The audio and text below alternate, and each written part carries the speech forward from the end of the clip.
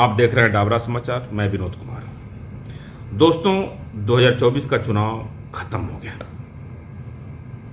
Bharatiya Janata party जो 10 साल से सत्ता पे काबिज थी, वो तीसरी बार भी काबिज होने जा रही है, लेकिन इस बार बहुमत नहीं मिला है।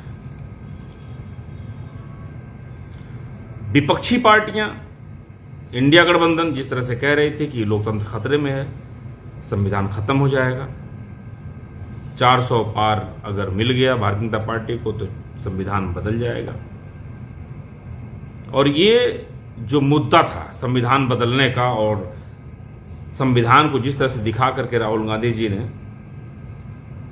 करिश्मा किया, खासकर उत्तर प्रदेश में अखिलेश और राहुल गांधी ने जो काम किया वो बहुत ही सूझबूझ और बहुत ही काबिले तारीफ रहा।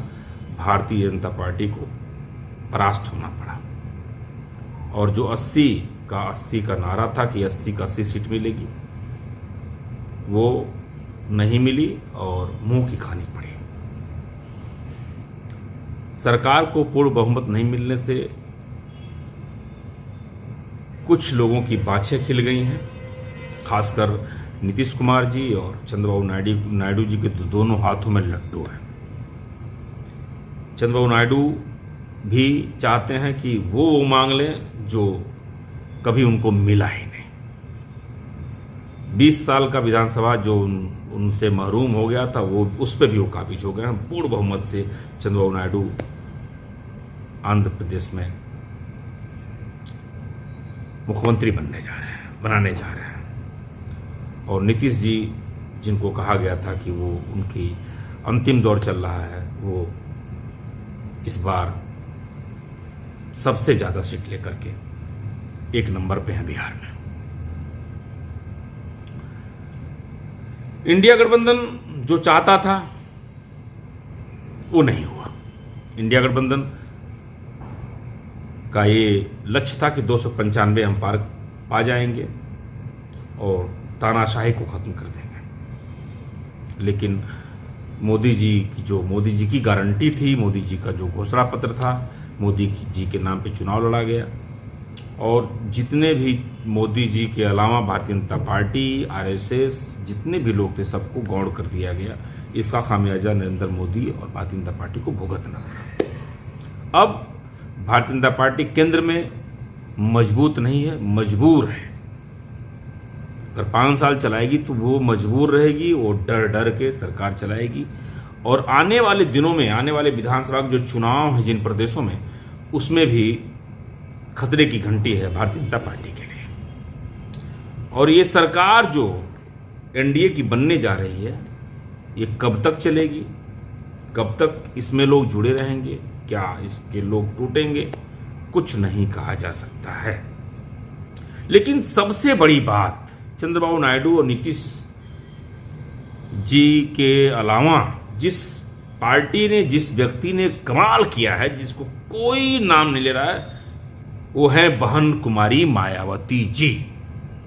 इन्होंने बहुत बड़ा काम किया, वरना भारतीय जनता पार्टी, नरेंद्र मोदी जी की सरकार बिल्कुल नहीं बनती, किसी भी शर्त पे नहीं बनती। अगर वो इंडिया गठबंधन में होती तो निश्चित है कि भारतीय जनता पार्टी को उत्तर प्रदेश में ही नहीं, एमपी में जहां जहां बहुजन समाज पार्टी 15,000, 20,000, 1 लाख, 1.5 लाख तक वोट पाई है, वो सारा सीट जो है, 50 ऐसी सीटें निकल सकती थी बहुजन समाज पार्टी के आने से। और इंडिया में अगर होती तो आज वो इंडिया की सरकार बना रही होती, और वो इंडिया में प्रमुख दावेदार के रूप में भी होती। लेकिन बहुजन समाज पार्टी को, बहन मायावती को एक भी सीट नसीब नहीं हुई, और बहन मायावती ने भारतीय जनता पार्टी को इज्जत उनकी बचा ली। भारतीय जनता पार्टी की इज्जत बची है। नरेंद्र मोदी जी को जो तीसरी बार मौका मिला, इसमें बहन मायावती जी का बहुत बड़ा योगदान और रोल है। इसको भारतीय जनता पार्टी भुला नहीं सकती है। अगर वो समीक्षा करेगी तो जानेगी कि इसमें अहम भूमिका बहन मायावती की है, वरना जो मिला था वो भी नहीं मिलता। और सरकार तीसरी बार मोदी जी के नहीं बन पाते।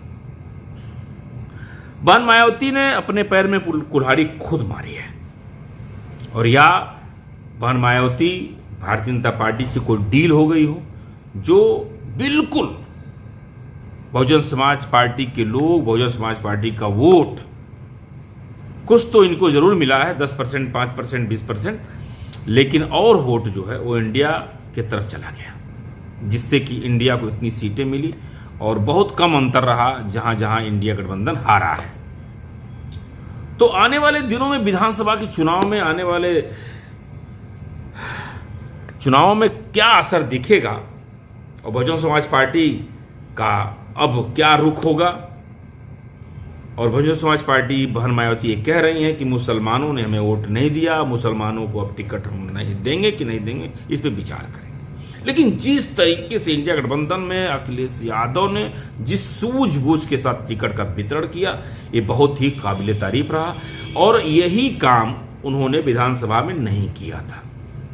विधानसभा में अखिलेश यादव ने टिकट जो बांटा था वो बिल्कुल टिकट सही लोगों को नहीं दिया था, जिससे उनकी सरकार उनके हाथ से चली गई और वो किसी की सुने भी नहीं, और ये यहाँ तक कि वो शिवपाल यादव की भी नहीं सुने, जिसके वजह से अखिलेश यादव को विधानसभा में मुंह की खानी पड़ी, चारों खाने चित्त हो गए।